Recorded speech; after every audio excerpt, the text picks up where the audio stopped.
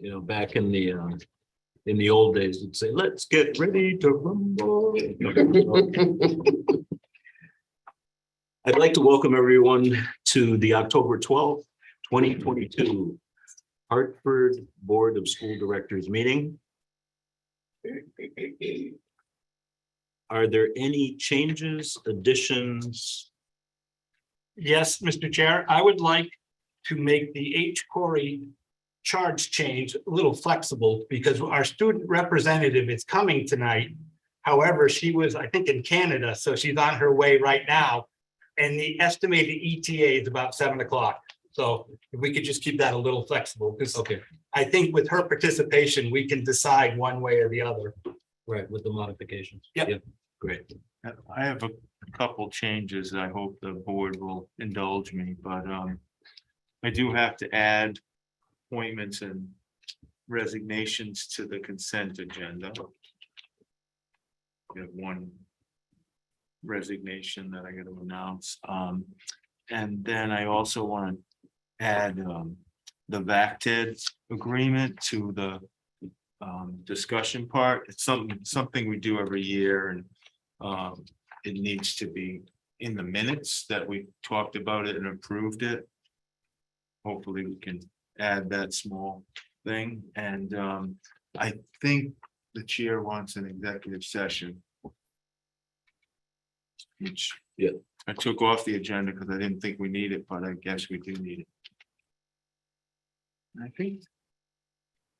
Oh, and the other thing is under the consent agenda, EL4 financial conditions and activities, I couldn't complete because it depends on the audits being completed. Right. And it's about a week before we get it, so. Couldn't do that, but I'll do it in the first meeting in November, if that's all right. That seems good. You know, we've done that before, when it takes longer, to get that document together. Yeah, Especially with the federal funds this year. The VACTED agreement is pretty basic. If you want to add it to the next agenda because you didn't have it, that's fine. It's just, I'd like to get it done, so. It's So we can do that during, well, actually, we can do it during the consent agenda. Since it's a pro forma signature piece. You could do it in the consent agenda.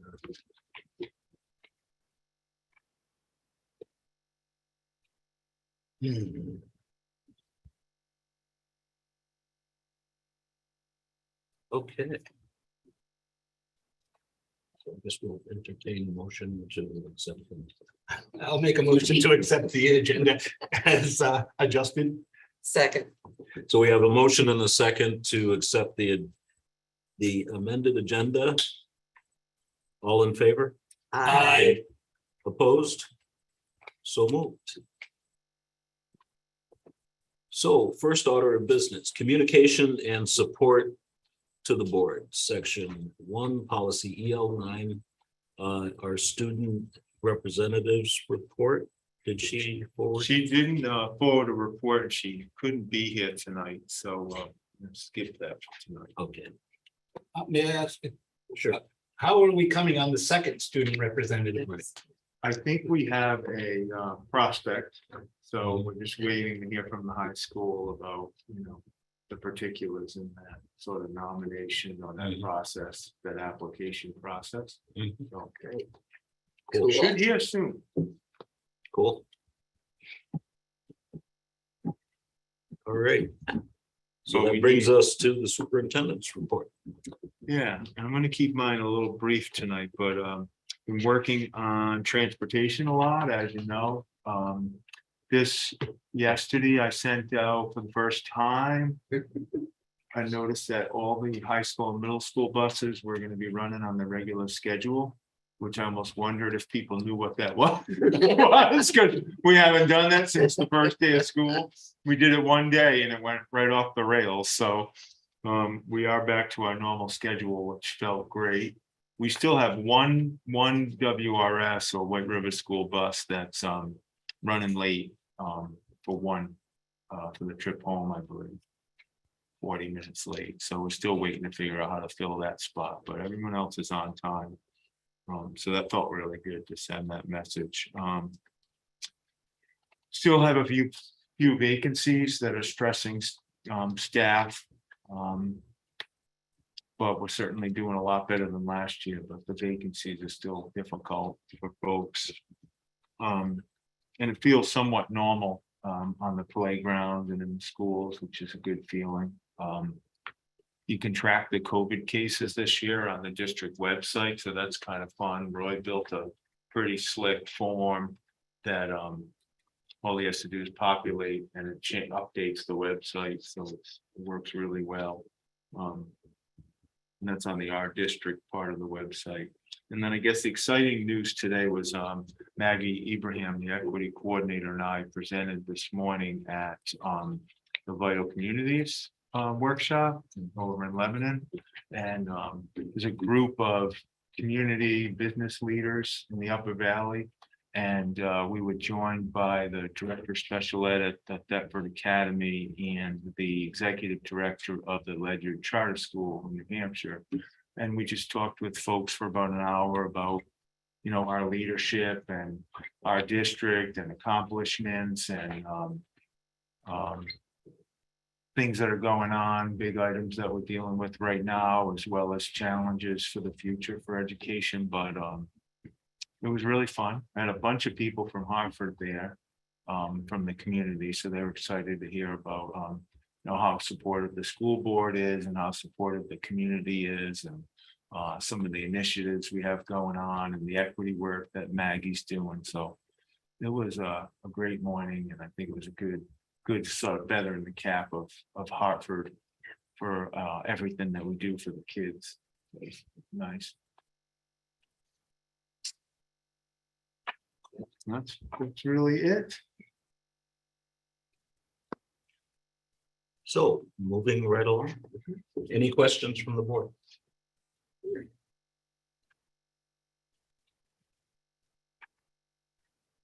So that brings us to our governance process. So we will talk next about the transgendered policy review, update and recommendations.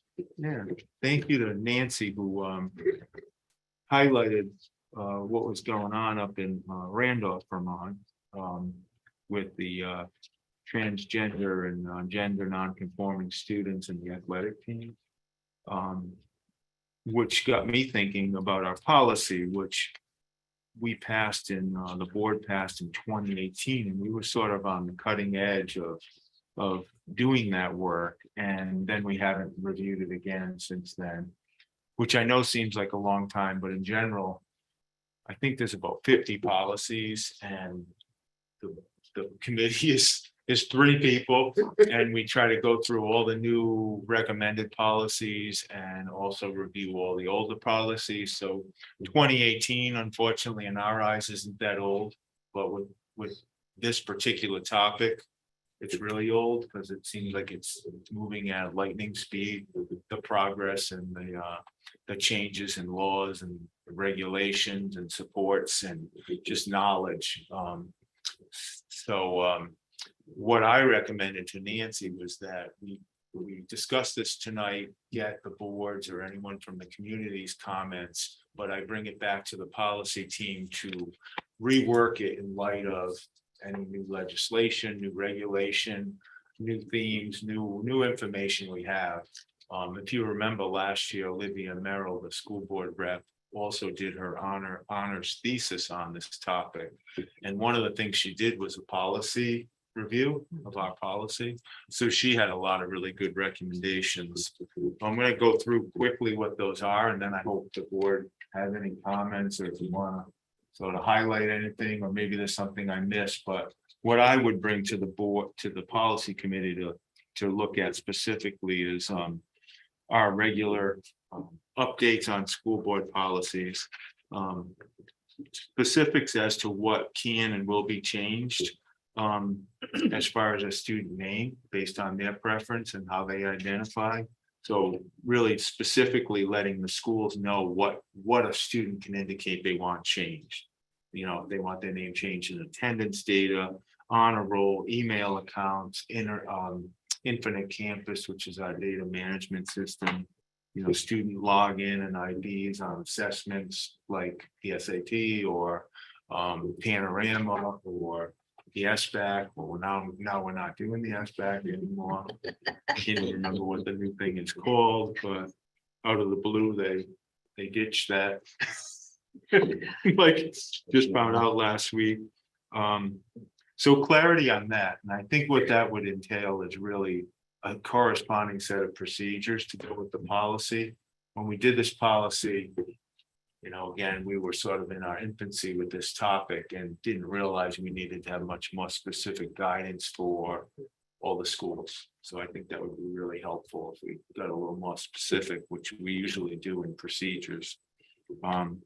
Another piece that we really need to look at is school activities. So based on the AOE guidance about best practice for transgender and gender non-conforming students, and then all the BPA, which is the Principals Association guidance of transgender and gender non-conforming kids in athletics. So we didn't even have a section on that in our policy. So we need to offer some guidance in that area specifically. Then the other thing we should do is update the definition section, because although we have a definition section, we didn't include a couple key terms, non-binary, genderqueer, and queer. We need to add, and there's probably some others that I need to be specifically add to the definition section. And like I said before, in the procedures that correspond with the policy, add specifically where a student child can indicate their name, they want their name changed. And address bathroom access. And specifically, like, where are you know, Gender neutral. yeah, gender neutral, thank you, bathrooms located, and how they can access them on each floor without being late for class. And then the other piece of the policy that I thought should be added is something around annual professional training for staff, because I don't think they're that familiar with the topic. So we do a lot of electronic training, but we don't have any module about this or any training at all that is mandated at the district level. So adding something in that regard. I also think that when we start talking about the budget, and this is aside from policy, but when we start talking about the budget, I think we need to come up with, and probably we'll go through the facilities committee, but we need to really get serious about the bathroom facilities at the high school, probably the middle school too, but at least in the immediate future, the high school, and renovating those bathrooms to be gender neutral. We have some ideas for that, but it's got a cost. But I don't think it'll be an outrageous cost, but it will be, you know, significant cost that's above and beyond the facility budget.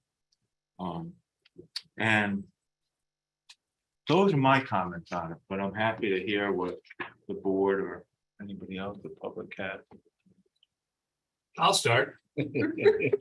I understand we need this for students, but shouldn't it apply to all personnel? Yes. Yeah. Because, like, for example, it has all schools. Does that mean it doesn't apply in the maintenance office or the superintendent's office? I think, and I also think on the scope, we should include subcontractors hired by the district, like the bus company. That they should agree to adhere to our policy. I mean, that may be a contractual issue. But again, I think it's important. Good point. The all schools is probably something, you know, that is pulled over from every policy. We generally say all schools, but you make a good point that it's sort of a misnomer. It's really entire district. Mhm. You know, it's Mhm. not Right. Yeah, something, just gotten accustomed to writing all schools, which we all know means everywhere, but we could do better. But what we know is that what it means may not be what these folks sitting out here would know what that meant if they Right. were looking at the policy. Right. And is the title prescribed? Because could we change it to gender identity and expression?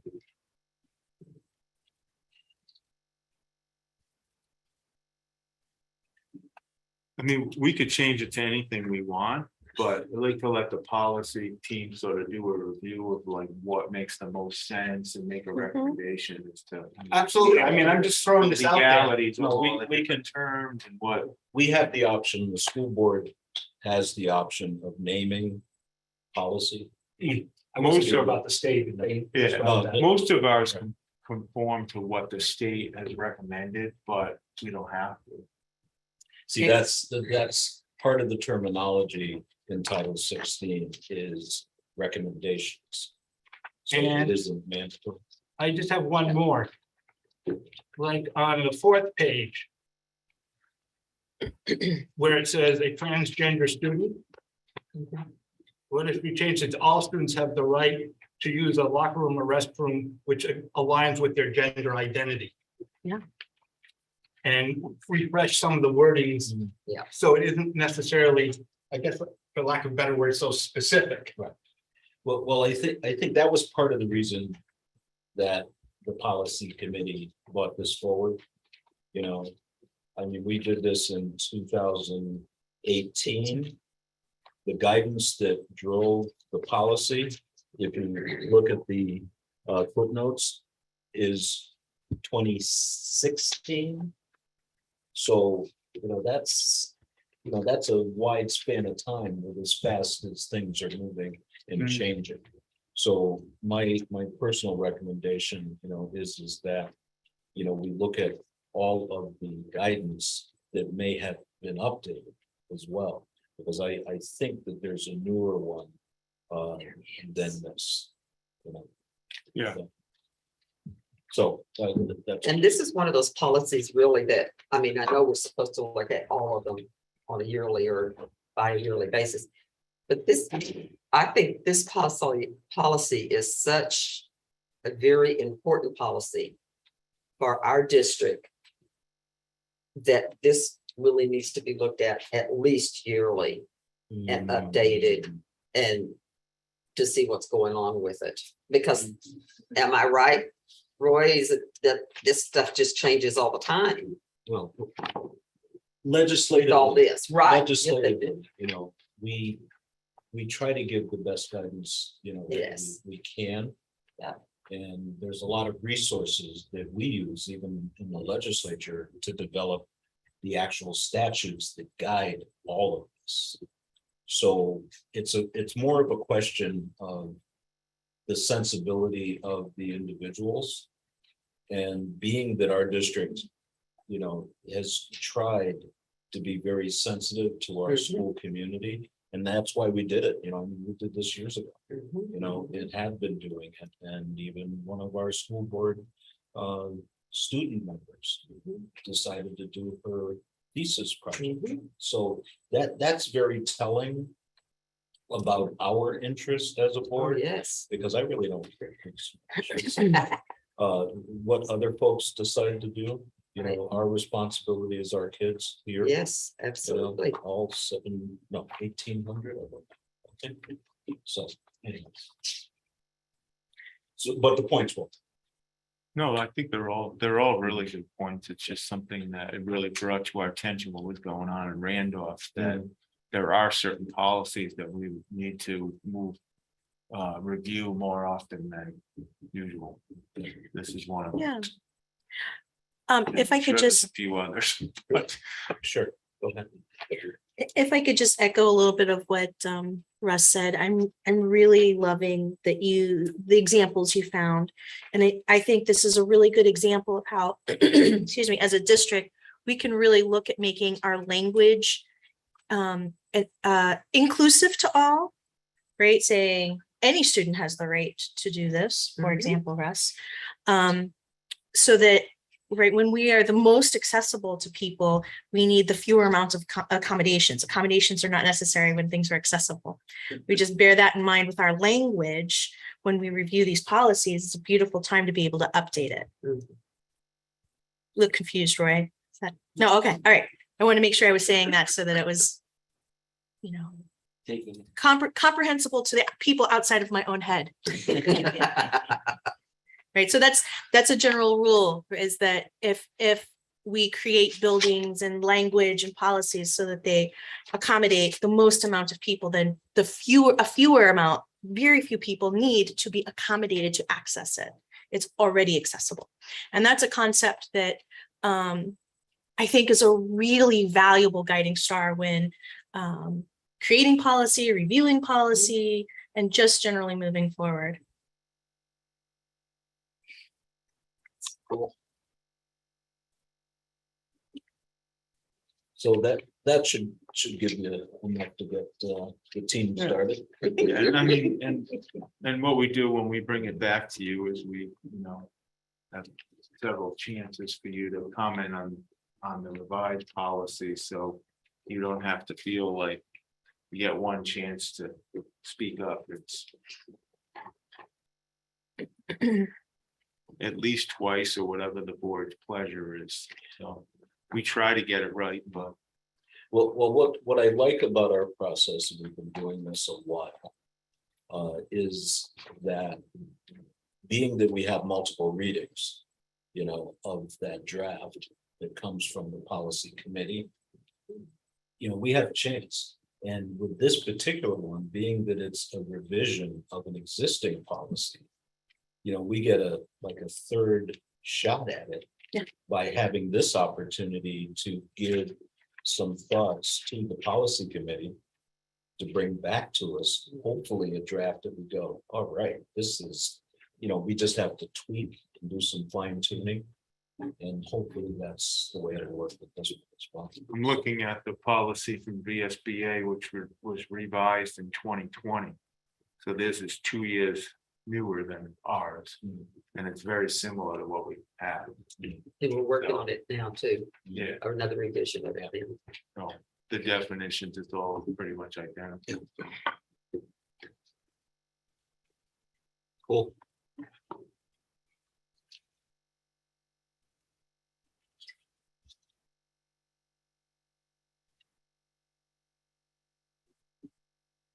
The preliminary budget discussion, are we all set?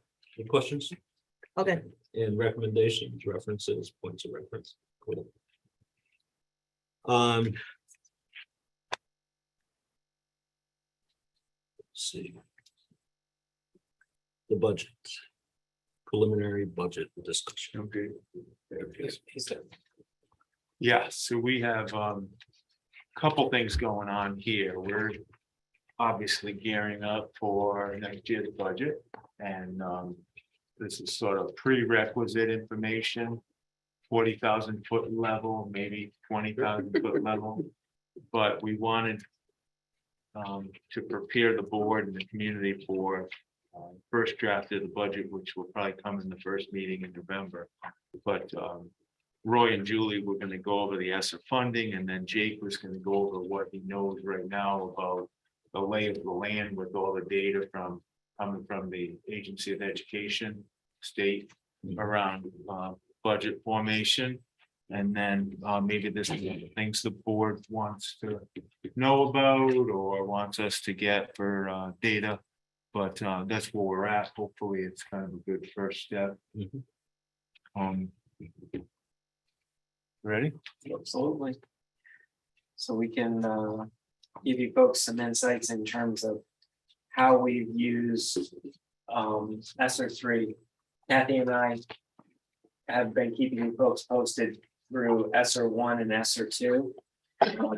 This is not in the slideshow, so I apologize for that. I mean, it's not in your document. Yeah, can you send it to us afterwards? Absolutely. Yeah, please. Thank you.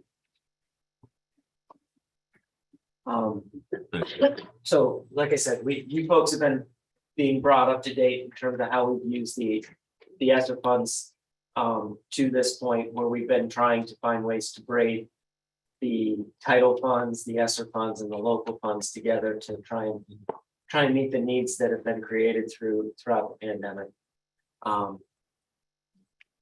ESSER 3 brought new opportunities and additional funds. So in terms of the positions that are currently funded are 2.5 pre-K teachers. The big piece on that was just that we had the need for 2.5 pre-K teachers. That's huge. With all the different needs, Nancy, you have stressed that the pre-K need was there for the community. So that's a good sign that we were able to have funds to create some programming. We have 5 behavioral interventionists that are hired through HCRS. 1.5 FTE interventionists, those were hired at Dothanbrook and Ottaquechee. We added an additional mental health clinician at the high school. We added a 0.6 FTE for OT screening time, occupational therapy. Peter was here, he'd have gotten me before I even said OT. One student assistant program educator. A lot of people would, if they've heard SAP coordinators, that's what that is.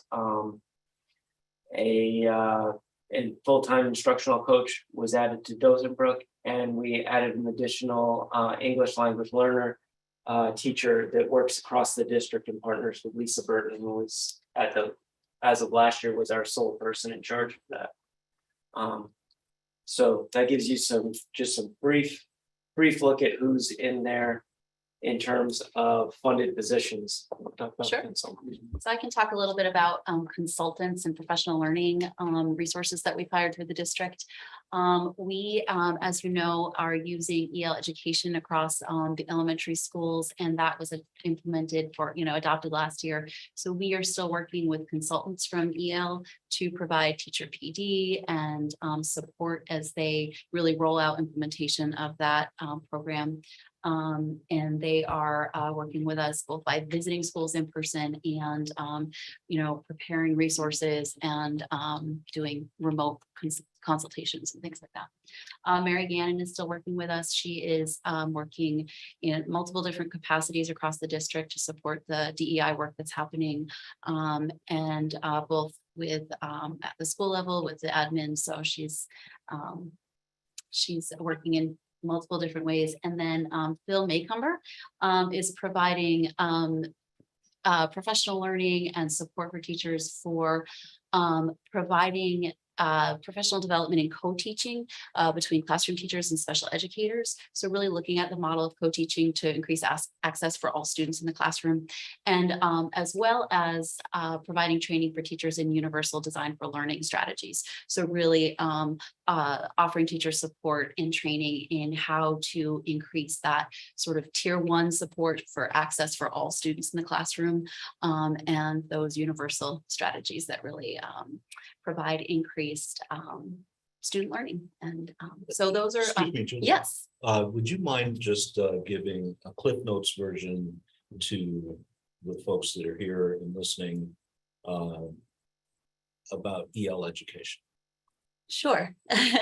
So, and I might defer to any additional comments about that because I am new. And so EL education is a curriculum that was adopted last year, K-5, and it is a curriculum that provides equity-based access to texts. And it is based in the science of reading. So it includes a very strong focus on the 5 components of science of reading, which include phonemic awareness, phonological awareness, fluency, comprehension, and vocabulary. And it also provides complex and rich texts that really are intended to be, again, equity-centered and culturally relevant text for all students. So all students are reading the same text. And then there are a few different components to the curriculum.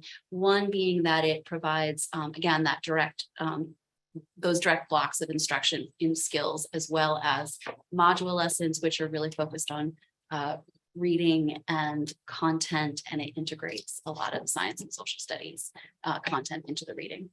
Anything else that would be important? Thanks. The overview is always handy. Yeah, absolutely. Yeah. You know, because as we know, there's a lot of acronyms in education. Yeah. And so it's always nice to help. fill the gaps. Yeah. Thank you. Thank you. In extended learning opportunities, the one thing that is good to know is this section highlighted that you need to dedicate at least 20% of all your ESSER funds in this category. So as a way to combat the impact of the pandemic is what are your additional opportunities you're creating to impact loss of learning or engagement or some of the other topics that we've highlighted throughout the years in terms of the impact. So the one that we've continued is the Immersion Montessori School, IMS. The summer program that we've done is we hire them in the summertime for an 8-week program that they run out of the Dothenbrook School, and this year they also ran a pre-K program out of the I think it's Palmer Court up behind the Mascoma Bank or by the post office on Sykes Ave. And so they ran 2 separate programs this year. The ESSER money has allowed us to pick up the tuition, and so the money for summer programming wasn't a barrier for families. And we shared last year, we shared some results from it. We had similar success this year. So in terms of things we were able to use ESSER money for, this is one that's given us a big hit in terms of attacking not only loss of learning, but just normal summer regression that folks talk about trying to impact anyways. We ran an environmental camp at the middle school and elementary. We had 2 elementary teachers running some summer tutoring programs as well. All right. And lastly, just some curriculum and materials that have been funded by ESSER 3. So along with the EL education consultants, we purchased consumable materials for classrooms, as well as the supplemental text, like the books that students read, and also are in the process of providing teachers and students with online portal access for those who are interested, because there is a way that they can access those materials in an online portal that provides students the ability to, rather than do it on paper, they can do it online, and then the materials are all accessible to teachers in one dashboard. We also use Panorama, the social emotional learning screeners. So that's something that the funds have purchased. And then finally, we have 2 schools that we're looking at how to provide some sustainable interventions for their students. And so are looking at purchasing flexible seating for their classrooms that will really promote increased collaboration among students to really support their social emotional learning and well-being. Opportunities for them to incorporate more movement and just, again, ways that students can access the classroom with greater flexibility. So Julie, will that be something kind of like the chairs that we have over at the Wilder School? Yes. That really Yes. are multi-purpose type things too? Oh, Yep. cool. Allowing students to kind of move or Great. stand or, be That's comfortable. Yeah. I like that. Roy, can I ask you a quick question before we move on?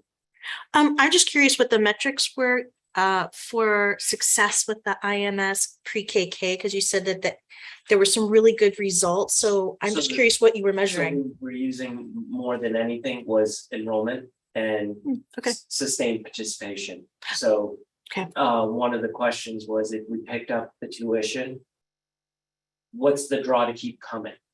Because you didn't invest any of your own personal funds towards it. And so the participation rate was high to start, and it maintained the same participation rate throughout. So that's how we really judged the summer program was that people stayed who came.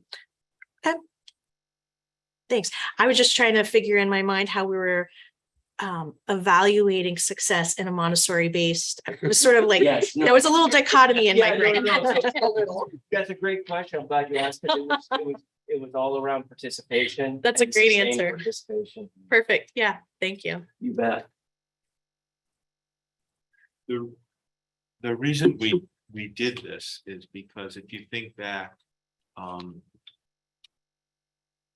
of me discussing sort of the cliff that some of these federal funding programs create, they're a blessing and a curse at the same time. Mhm. So everybody was really happy and welcome to accept this pot of money from the feds to help us with the pandemic. But at the same time, those of us who have been around long enough realize that when the money dries up, you're left with this cliff, I call it. Right. We did this back in the early 2000s with the ARA money, the American Recovery Something Act. And then when the money dried up, all the administrators are faced with these really, really difficult decisions like, well, that program was great, it did a lot of good. Can we afford it now? How are we going to put that in the local budget to fund it? Are we going to cut something in the local budget, or are we just going to say, sorry, it was nice while it lasted, we can't afford it? So that's the dilemma we're faced with in the next couple of years. I mean, Mhm. ESSER really dries up, I think, in 2025, but it's reducing each year until then. And we've already promised funding to certain things. So we're faced with that. And we have to sort of sift out for the board. These are the things that were really worthwhile and then we want to continue. These are the things that we're going to forego because maybe they didn't pan out as much as we thought. Or these are things we're working with the other administrators to say, okay, this was really worth it. Do you want this, or how are we gonna sort of balance it so that now we're not coming to you and then to the public saying, we want to add $3 million to the budget or whatever it is. So that's kind of the crystal ball that I have to look through. We try a lot of things, you know, ideas that people have to see what works really well and what has an impact on what we're trying to do. And the things like the furniture are ideal. We just don't have enough of those, or there's so many needs that we can't just do that. But the furniture, it's a one-time purchase, it's a grant, it's done, and you benefit for probably the next 10 or 15 years from that furniture purchase.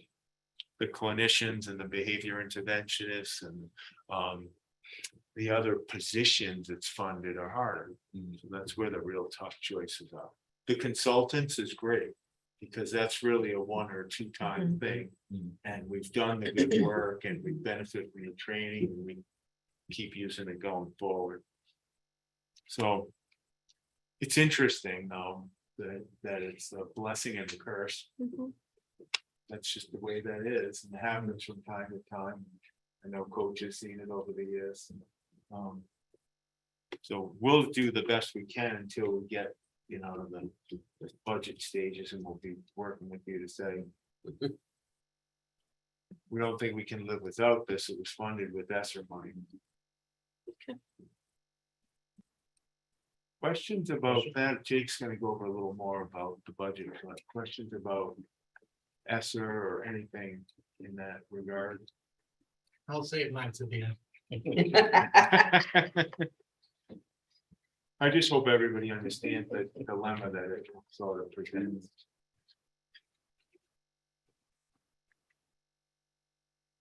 Is Jacob? Yep, Jacob's here, he's ready to go.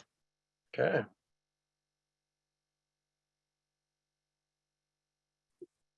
Can everybody see my screen? Yes, sir. How you doing, Jacob? Good, how are you? So this is something that we always start with the budgeting process of. It's just kind of a brief updates of the general increases. Obviously, this year, we're going into negotiations, so we're not quite sure where we're going to end up. But just as a preliminary, you know, this is where things could go. Here are some preliminary numbers for increases.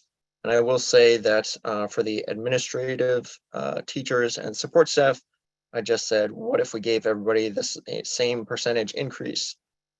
So with that in mind, the administrators, we're looking at an $80,635 increase. On the teachers, just on the track, the step, that'd be a $240,000 increase. Teacher retirement, about 13,000. The percent increase on the teacher salary schedule for FY23. So if we take basically this year's current salary schedule, apply a percentage to it, we'd be looking at a $578,939 increase.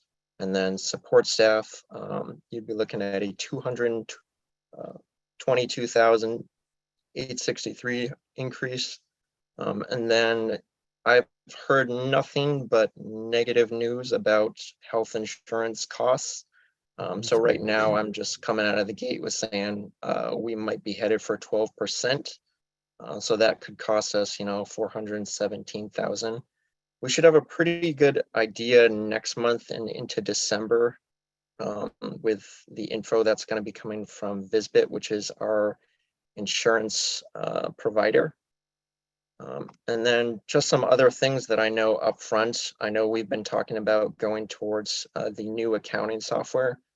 The one we're on now isn't going to last forever, and the new software will also be able to integrate student activities under our roof more. So that will be helpful. Plus, there's been a bunch of improvements that will make things easier and just all around better for our staff. And then the things that we know of, we have a $16,000 increase on our bus contract from this year to the next. So that's just a brief overview of what the budget could potentially look like. I know, as we head into negotiations, it's really hypothetical money right now, but that's where we're at, just as a potential.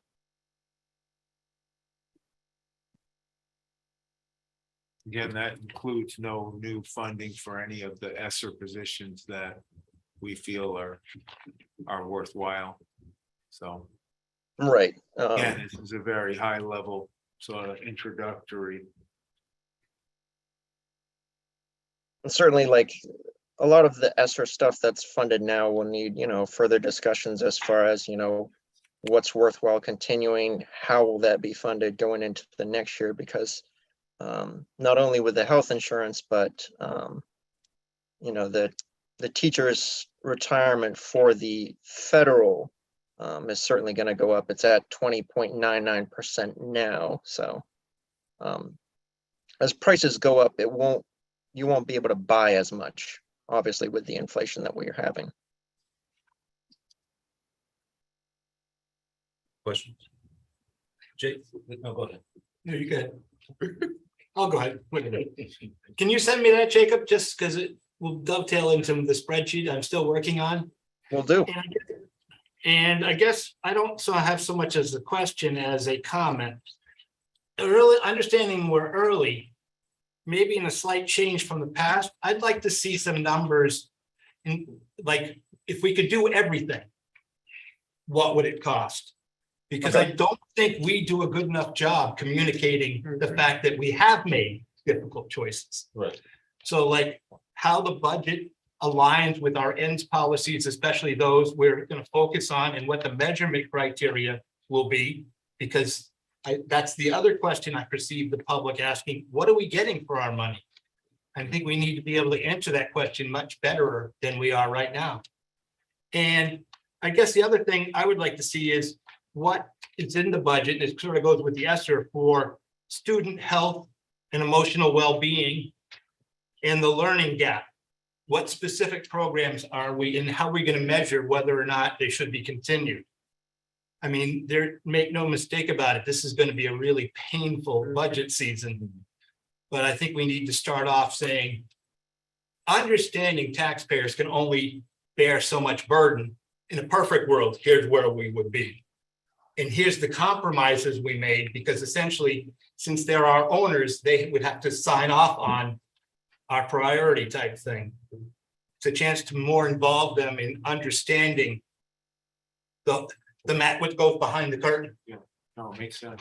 So What you that might goes be back giving up to, by one budget versus another budget, so. But I think that goes back to the conversation that started this, which was that detail, around what we used the ESSER funds for, that we wouldn't have been able to do for our students and the school district without it. So, we need to have that information in front of us so that we can make the best decision possible. And then also to support people understanding why we had to have, that position. Because, we've done, one of the questions I was gonna ask, is people like to know percentages. And for example, what does the projected first draft or first 20,000, 30,000 foot view of the budget look like? Does this represent a 2%, increase, over last year? Does it represent a 1.5% increase? And then once we get the information that we all agree, that needs to be part of the discussion, then we can say, if all things were just peachy, we could expect an X% increase in the budget. And then as we work through the process of trying to make the more difficult decisions, we can say that although we started, at, X, we hope that we made some strong, solid moral decisions, around this budget that we're offering to the taxpayers. I think that's at the end of the day, we're hoping to get to. And if I can add, maybe perhaps I overstated or understated my concerns around the ESSER funding. A big part of that is just what I do as an administrator and as a superintendent. It's something I would do even if the ESSER funding wasn't there. If someone was proposing a new program, part of what I do is sort of a sorted activity. So if someone asks for something, my first inclination is to make sure that what they're asking for is valuable and important and necessary and meeting some need that we're all aware of that we want to address. And then I want to make sure that everything they're already doing is worthwhile, valuable. Sometimes in public schools and then just in sort of a bureaucracy, you get to this point, you just add, and no one ever reviews what we're already doing to make sure it's like worth it. And again, everything that's there might be totally worth it. That's not what I'm saying, is find something that maybe you want to cut. That's not what I'm saying. So you have to go through that activity just to make me comfortable that I'm going to go to the board and I'm then going to go to the community. I'm going to try to sell this because it's really necessary and we really need it. And there's nothing we can do without, because it's all doing really good stuff. So that's part of what I do. And I'll bring to you whatever gets through those filters. But I don't want to bring something to you and go, yeah, there's 2 or 3 classes back at that school that got 2 kids in them. There's this class that doesn't have any kids, or there's someone who really doesn't have a full load and they've got 4. And I'm exaggerating to prove a point, but that's where I can't do my job well. So I've got to kind of go through those steps to go, yep, guess what? I'm bringing this to you, and I'm bringing, then if the board supports it, we're bringing it to the community. I'm going to sell it hard because we need it. And we got to spend some money because kids need this to reach their potential or to grow and learn. So that's kind of what I'm talking about. It's not entirely different than what I would do even without the ESSER money, but I have to, so I'm confident. It's a process. Yeah, it's a process. It's a very clear process. Yeah. And I think that's part of the success that the district has exhibited over time is due to that process. And one of the things that our job as the board in this piece is to work with you so that you've got a process that works for our kids at the end of the day, and also is palatable and workable to our owners, being the community. And this year, my honest opinion, having done this now for 12 years, I mean, it's gonna be harder than ever. I mean, everybody has felt the impact of higher costs, housing, in the grocery bills, in the transportation bills, in the heating fuel, everything. So it's hard to go to them and say, oh, well, we just, we got this grant money, we tried these things, and now we want to keep it. Why? What are they doing? Just like Russ said, what's that data? What's that process that says, yeah, these are absolutely critical, and so is everything else. And if we don't do it, we're gonna hurt kids. If we don't do it, we're gonna have these deficits or gaps in our programming. But this year more than ever, you gotta be able to, you have to say that with a straight face and go, yeah, I know it's gonna add to your tax bill and everything else in your budget is increased, but we really need this. So I think it's gonna be hard, and I think it's gonna get harder and harder, but you gotta fight for the things that are really necessary and make sure everything you're doing is really That's right. worthwhile.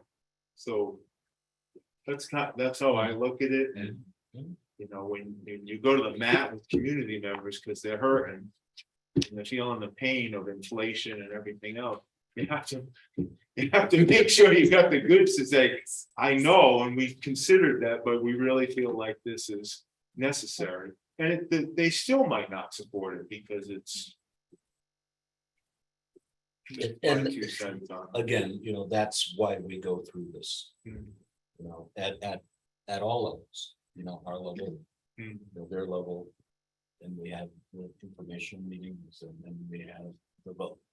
And at the end of the day, it is all the process. Yeah, and at any point, we want to be able to prove to all of you, the board first and the community.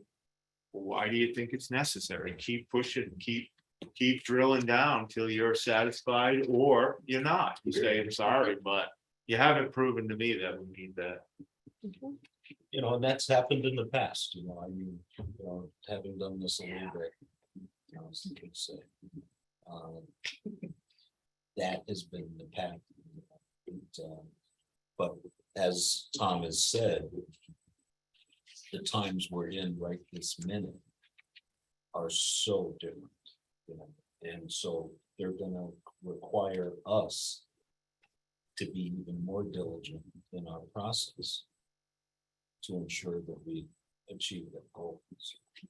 This year, every year, it seems like it gets a little more complicated, but this year, we have a lot of big moving pieces. And so besides the ESSER funding, we also have a new special ed funding formula that is, we're not sure how that's going to play out. Right now, it's okay, because the way that they base the block grants for special ed, we did very well, and we actually got more money. But what's not going to happen in the future is that we're going to be able to tell exactly what we'll get based on the kids we have. So they've always done the funding based on what a child in special ed gets for services and what their sort of costs are. Now they've moved to a block grant, which is very beneficial and giving us a lot of flexibility in how we spend the money. But if 20 kids move in with a lot of needs, we don't get more money because of that, which we used to. So it's a very different structure. And we'll have to wait and see how that sort of plays out. They're also haven't finalized it, but the ADM and the way they figure out ADM and the preliminary numbers, we look like we're gonna make out well with how they calculate our block grant regularly. We don't know how that's actually going to play out. It takes a few years for the dust to settle on those big structural changes. And then we never know how the state funding and the yields are.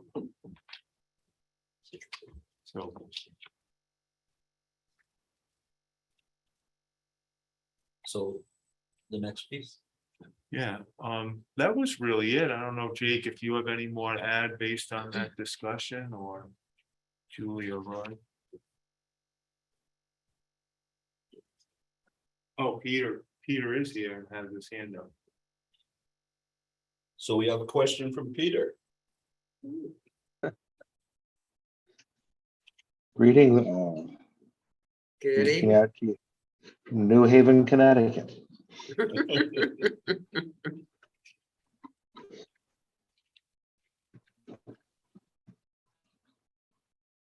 Peter, did you have something to add about this, or you just? No, I was joined? just trying to join you. Okay, good. Thanks, Peter. Jake, Right. do you have anything to add, Jake, before you sign off? Nothing else from me at this moment. I know it's an ever evolving conversation. For sure. Can you comment on the audit? So I know that's a document that the board and I like to see before we get too deep into the budget. We kind of like to know where we ended. So as of last week, we were finalizing some stuff with a single audit, which is basically if you expend more than $750,000 of federal funds, they have to audit such a percentage of that stuff. So they were auditing some more of the SR2 and SR1 stuff. So I know that was holding it up. That's finalizing. I know Sam had talked about getting us a draft for October. So I'm hoping that we'll be getting a draft at least by the end of October, but I will be following up with her. That's great. And do you have any idea when some of the big numbers will come from the state? I know it's still a bit early, but is there any talk among business managers about some of those big data points? The biggest one I think for us would probably be the first draft of the equalized pupil. That's always the big one that everyone's excited to see. That should be coming within the next couple weeks. We do have a VASBO meeting on Friday, so I'll be interested to hear from my peers and the state of Vermont what's coming.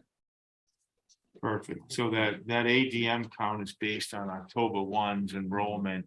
And I already reported to the board at the last meeting that our enrollment numbers looked pretty positive. So that's one very, very positive sign for us. Even a few students increases is significant funding from the state. So we had some nice increases across all the schools.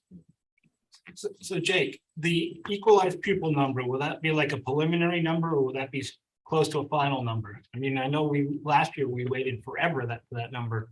That'll be draft one. I know it's Okay. with Brett Brand James small. soon to be leaving. I'm always leery about what's coming next, but that'll be draft one. It always takes them a couple tries to actually freeze it, but sometimes it changes, sometimes it doesn't. Ours didn't.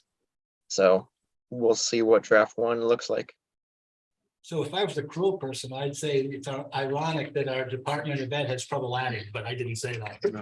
And last year was particularly bad with the ADM finalization. I don't know what was going on with that. I think they were having, like, honestly, very, very significant calculation problems up there. I remember Jim very frustrated with the calculations for ADM. Hopefully that's been sorted out. One last question, Jake. Do you have any idea, like, very preliminary surplus deficit for the year? We should be able to get that from the first draft of the audit. So soon.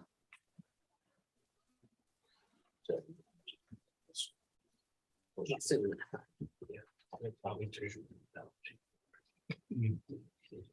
All right, thanks, Jake. It's gonna be 7:10, isn't it? 7:10? Yeah. Cool. So, the next item, is the fifth charter committee recommended changes, i.e. treasurer's position. Okay, we had our meeting this morning. And I presented to the rest of the committee, I said, I think that there's some miscommunication here because I don't think our board's really, that's not what our board said. So at the time, I just had to go back and look at the minutes for that meeting. And we did not say that we wanted to maintain the same treasurer as the school, I mean, as the town, according to the minutes. So what we did this morning is, because it's the entire charter will be going to the attorneys. Hopefully tomorrow, if one of us can get back to FX tonight, so he can put the wording in that we want. That we will not be having the same, or in the charter, we will not be having the same treasurer as the town. We can, but my recollection of the whole meeting, and then I went back and looked at the minutes, and who did I talk to? You, Peter. Let's talk to Peter. And that was his resolution to that we weren't happy about having the same treasurer as the town. So therefore, that whole sentence has been wiped right out already. It's been whited out or redlined out or whatever you want to call it. But, and we don't have to put anything else in there. But there's always a but in there, isn't there? But he says that what he would suggest that we get legal advice from our attorney on how we want to phrase this. And then it can be put into the charter. You can just stand up as well. I'm passing it to you. I can already tell you there's a problem there, but that's the issue is a charter, if approved, supersedes Right. state statute. Exactly.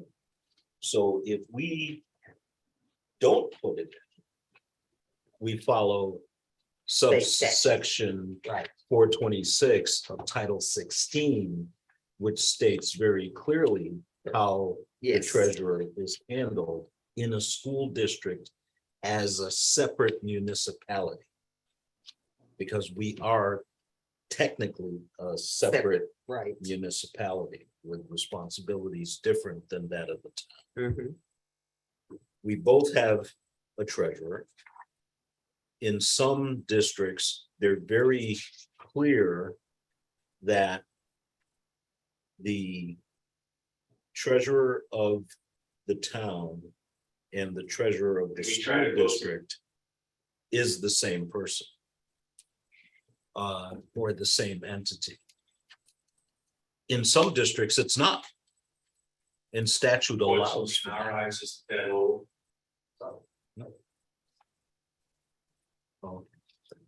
So that's the, the statutory piece. Right. And here's the difficulty. Is, let's say, for example, we're not in agreement, the town and the school district, over that, the treasurer. We, under state law as it exists right now, can elect our own treasurer. Logistically, when you think about it, that's not the best situation. Just because, having to deal with two people, trying to control. Our budget's 43 million, the town's budget's 24. We're looking at 67 to 80 million dollars, that is worked on and supervised by that person.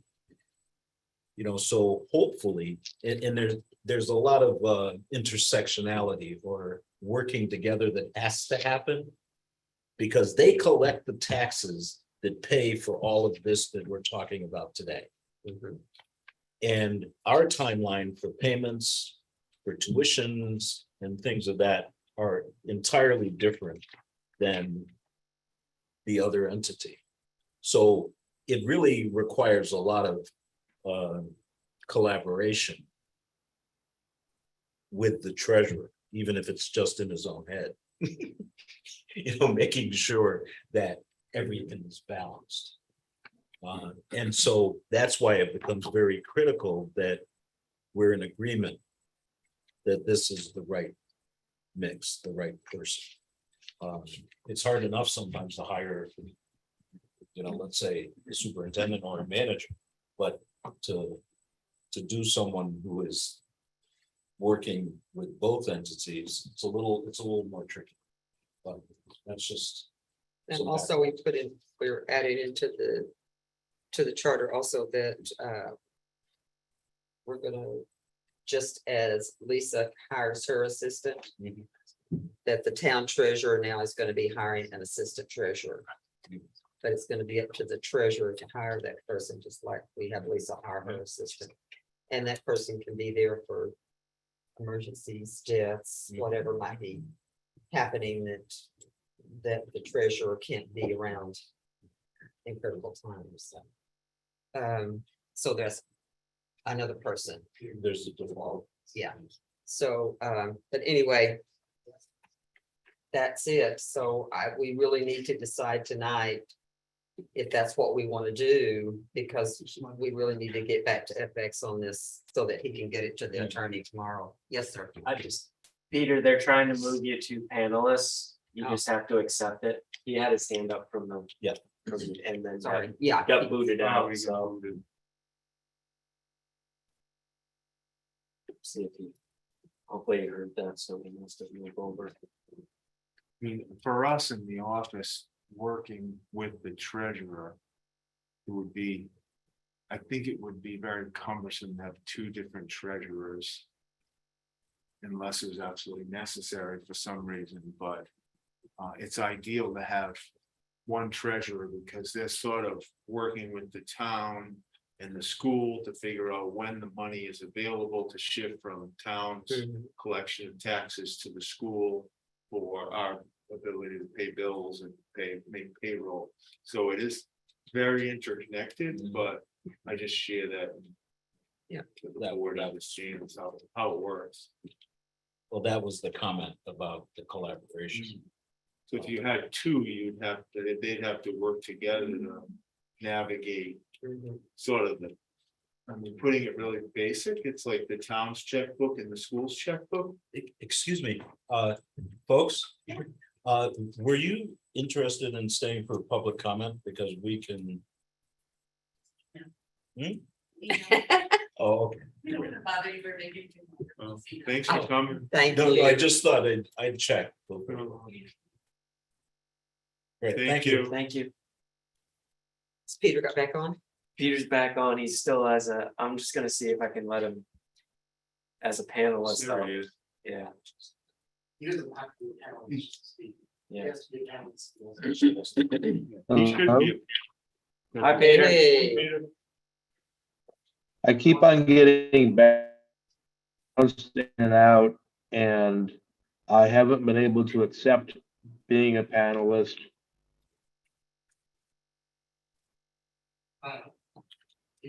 We can hear you. Disappeared.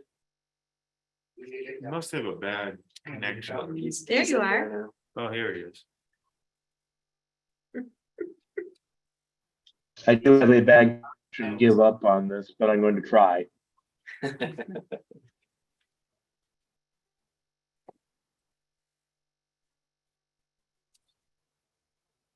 Yeah, you might get a better connection, Peter, if you can hear me, if you turn off the camera. Gives you a little stronger. But I'm sure you know that.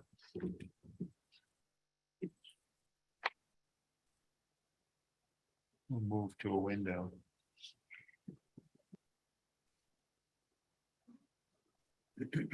That's what we do at my house, right, Hava? You have to move near a window, turn off Hold the it. camera, stand on one foot. Have everybody turn every device off. Yeah. Nobody breathe. Can you hear me? Yes. Can. Okay. Okay, I will attempt to stay connected without the camera and hope that there's sufficient bandwidth. I may have to drop though. If I do, I apologize to everybody. We can hear you well now. Very, very Good. well.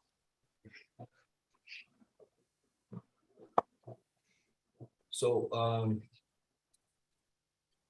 what's the thinking, as far as, comments, back to the charter committee? I thought that's what Peter My, was about. Oh, there he Yeah. is. Oh, there. That's- Sorry, that's what I Peter. was referring to. No, okay, sorry. not a problem. My thought is that we definitely, well, when possible, want to have the same person as treasurer for both municipalities, but that we don't want to have no impact at all on who is selected. And to be blunt about it, stuck with the town's choice if whoever that is not acceptable to us. We would very much prefer to do what we have done in the past, which is have the same person be the treasurer, but I don't want us not to have a choice about it. So there is, Peter, there is a, I think a point of clarification that could be made. Because there's been confusion around if the treasurer shows up on both ballots, both the school district ballot and on the town ballot. So when we vote a treasurer, we make an assumption, because I voted on the town side, I voted for a treasurer. If we put the treasurer's name on both ballots, then virtually we as a community are saying, this is our treasurer for both. And if we put it on the ballot, that's how it would occur. And it's well within, the statutory confines. But what's happened is it doesn't always show up on the ballot that way. And that's something that we can fix with the language of the chart, very simply, by saying that the treasurer would be elected by both municipalities, and the treasurer's name would be on both ballots. And then they can figure the legalese to the lawyer to say that. But I think that way we know up front. Because if Russ decided to, to run for treasurer, that'd be illegal. No, I mean, if you decided to Step down. to switch gears. Yeah. You see, Yeah, I think that would work fine. My concern is in the case of an interim treasurer. I would like to see school board approval of that would work. the interim treasurer. The 'Cause that- interim treasurer being. Like if somebody is elected, then steps Right. down. Well, what Right. happened just now? Exactly, yes. It's just that Yeah. So we would have a Right. voice. Right now, we Exactly, really we don't don't. have a voice. we did. We didn't. But now if we put that in the charter, we would. I like that. That was a missing link. Yeah, Would one of the two of you gentlemen like to do this language up and send it to FX tonight? Before you lay your heads down on your soft downy pillows and go to sleep? I am not good at doing this language. I don't know enough about it to put it in the language that it should be.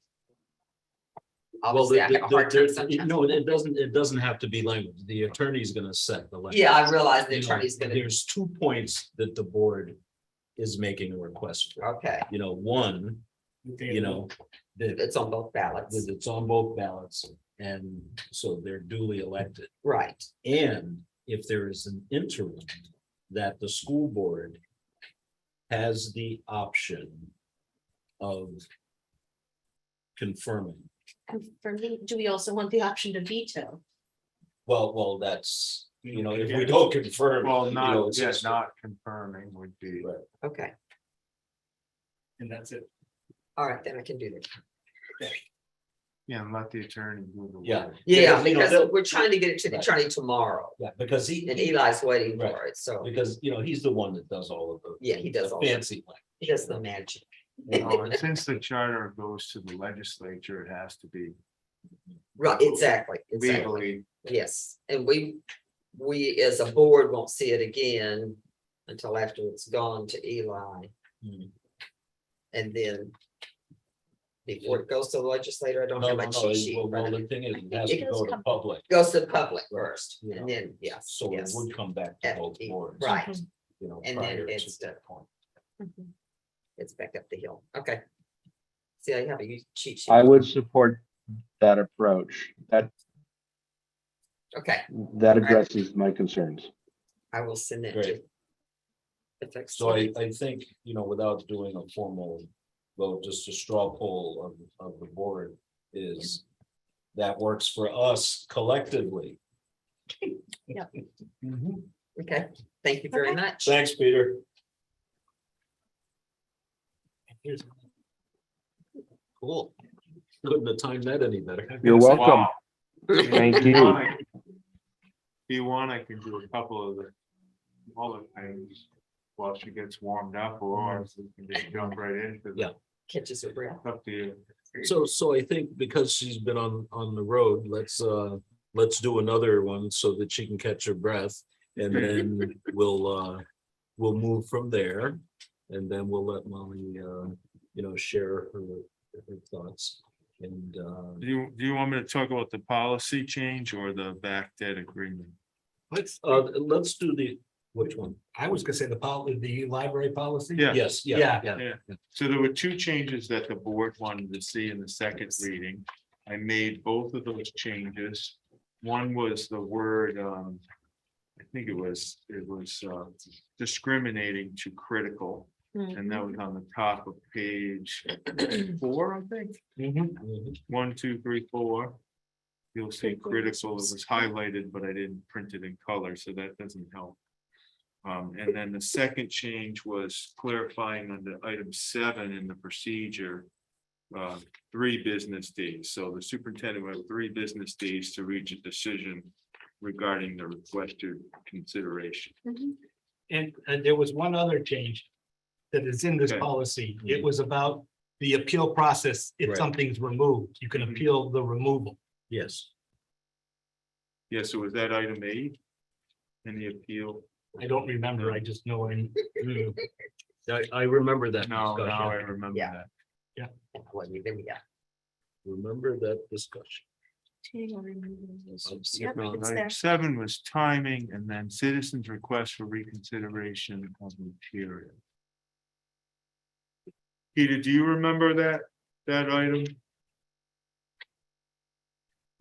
I see it, excuse me, Tom, I do see an update, a change in the section 8 that you were referring to. Yeah, it's in there, isn't it? It is. Oh, yes, I did, retaining or That's- removing. Sorry, I didn't make that clear. It No, was I'm there. better than I thought. Yeah, it's there. I thought I missed it, but I did change it in item 8 in that second to the last sentence. Mhm. The superintendent of the schools will present the argument for retaining or removing That's a right. resource. Mm. Thanks, Russ. And I did include the whole citizens request form. So, Yeah, I saw that. Mhm. I think it's pretty good to go. The board wants to make a motion. I'll make a motion that we adopt the policy as written. Second, So we have a motion and a second. Any further discussion? Hearing none. All in favor? Aye. I, That's what I was listening. Opposed? So moved. It is unanimous. So the next item of business is the HCOREI charge change. And our student rep is with us, Molly. And she wanted to share with the board some of her thoughts around some of those possible changes. So you have the floor. If you'd like to step up to the mic there.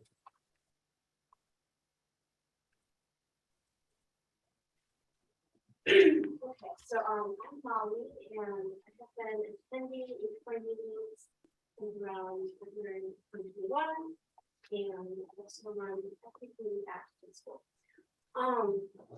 So I know different conversations around charge change and way in my presentation. And before I say that, I just want to ask, like, I can very well participate in meetings without being able to go.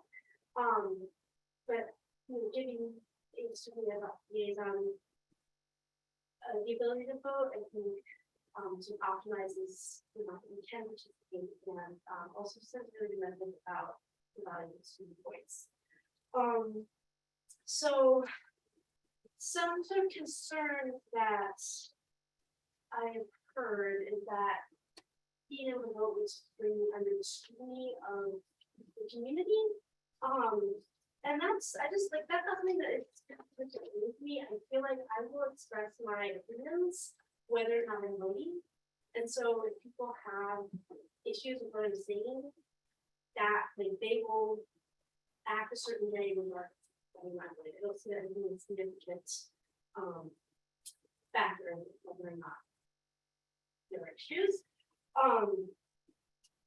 I also, this is not the primary focus, but HCOREI does not necessarily have disability as state school board. I think we can come in and out of that, but I think, I mean, the minutes are published, but people who are like coming to the meeting will be there. Like I think it's the exposure is somewhat different. So not that that's the focus, but I think it's worth sort of considering as a focus. I also, so in connected to that is the concern that I would potentially be influenced to vote a certain way.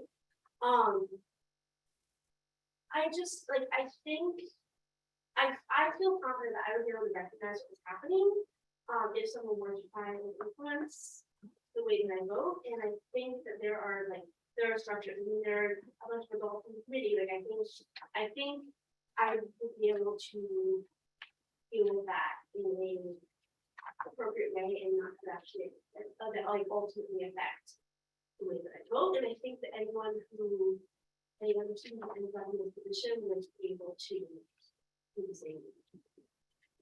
And I also think people like students who are committed to this are people who are passionate about this, who care, and who will take time to consider issues that come up and vote with, like, think about how they vote and be responsible with that. So yeah, I guess the takeaway is just that I think the concerns are gonna be there regardless of whether or not I'm voting and and I think the benefits.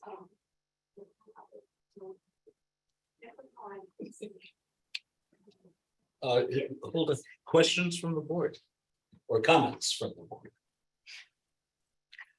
Well, I would say that Molly's been a great contributor to the committee.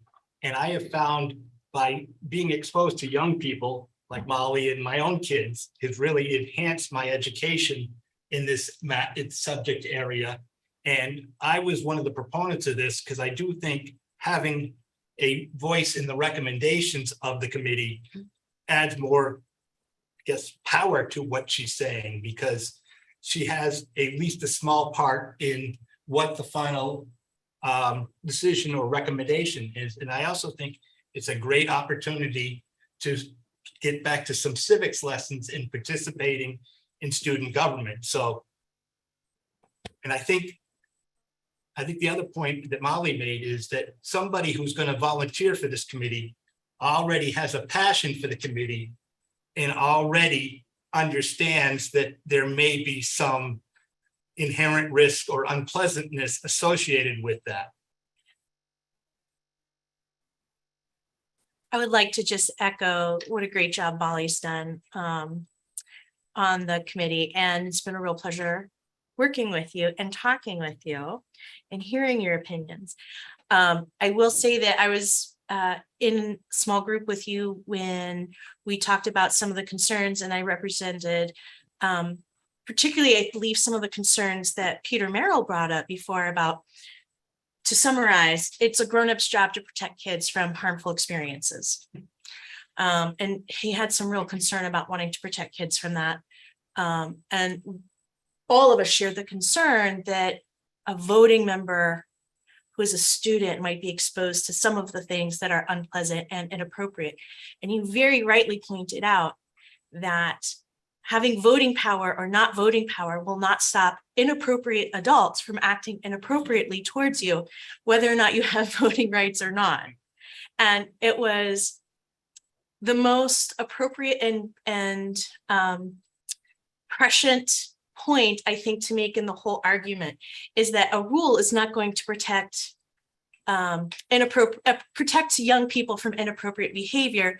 That is the job of the grown-ups, if you will. And being able to follow up with inappropriateness, should that ever happen, would be our job, whether you have voting or not. So I really, really thank you for sticking with your gut impulse, which says agency matters for young people. So thank you. Any other questions, comments? Well, Molly, we always appreciate student voice. You know, we're one of the first districts to have student reps on our board. So hopefully that's a little telling about how we feel about your voice and the importance of your voice. And we're just proud of you. And at the end of the day, that's the bottom line. And you know, it makes what we do worth doing when we see you doing so well. You know, so that's the other piece to the puzzle. Yeah, can I just add, Coach, I'm just so proud of you for the way you spoke tonight and the points you made. I think all the points were really important. So kudos to you, and you make us all proud. So thank you so much for coming. I know you had a game or whatever and rushed here, and you did a great job. Thank Keep up you, the Molly. work. Good night, Molly.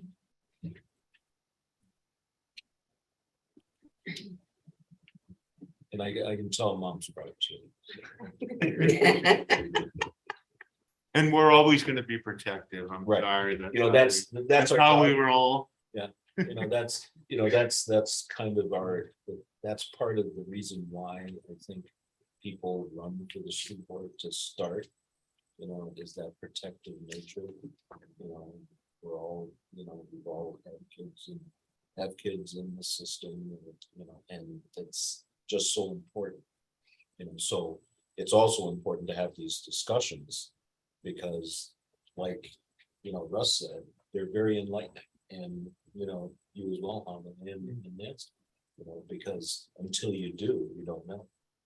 You know? Yeah. So it's just cool. And Molly, it was really nice to hear the point that you brought up, because I am the one that was very concerned about if you were a voting member, then you would be more likely to be exposed to some unpleasantness that you didn't need to have at your age. None of us need to have it, but especially as students that are your age. So hearing what you said was very nice. Sometimes as grandmotherly old women tend to forget that that you young people are very capable, and we want to keep you wrapped up in, you know, cotton wrap and bubble wrap. Yeah. So thank you for saying that. That was good. Cool. Well, thanks again. So. what do you think? I'll make a motion. Yeah. I'll make a motion to approve the HCOREI charter as proposed, amendments to the charter as proposed. That's, oh, Go ahead, Nancy. two of us are seconding it. So it's a double. Double second. Any further discussion? So there's a motion on the floor to, In support of that motion. oh, Peter's in support. great. He is still there. Thanks, Peter. So we are voting to approve the charge change to HCOREI, which also includes the ability of our student members to vote. All in favor? Aye. I, Opposed? So moved. It is unanimous. Miss Molly. Keep up the good work. Okay, that brings us to. We did the library. So board sanction committees? Yeah. Nancy brought up this issue with some of the committees she's on, but it is something that I would love clarification from the board. And I just think it would be nice if we made this a little bit clearer for the business office and payroll. Like the official board sanctioned committees that you want a representative on. And when you say that they're a representative on that committee, they get the stipend for attending. So sometimes over all the years I've done this, we've had some gray areas with certain committees, and that's not comfortable. We don't want that confusion between the board member and me or the board member and payroll about whether or not this should be paid. It's the board's purview, but you kind of need to say, these are the official or sanctioned committees that we want a representative on, i.e.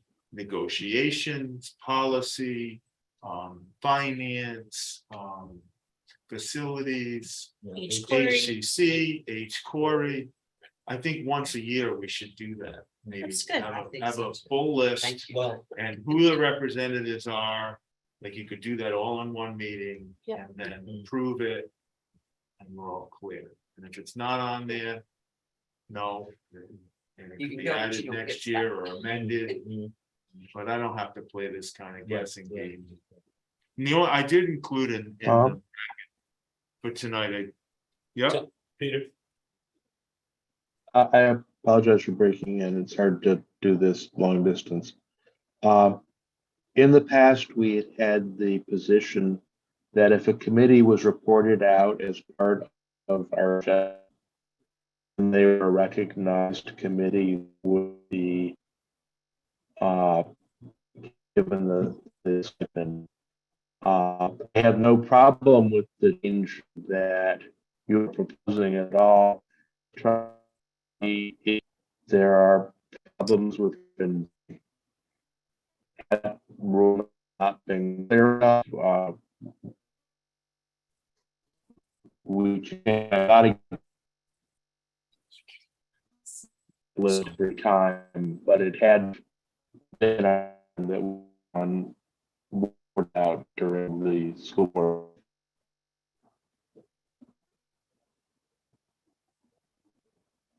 Did you get all that? Can you I piece didn't it get all together? that, but I didn't either.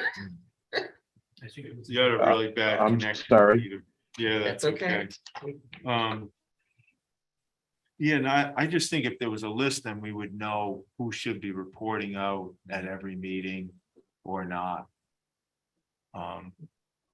Somehow making it a little more formal, so there's not so much confusion.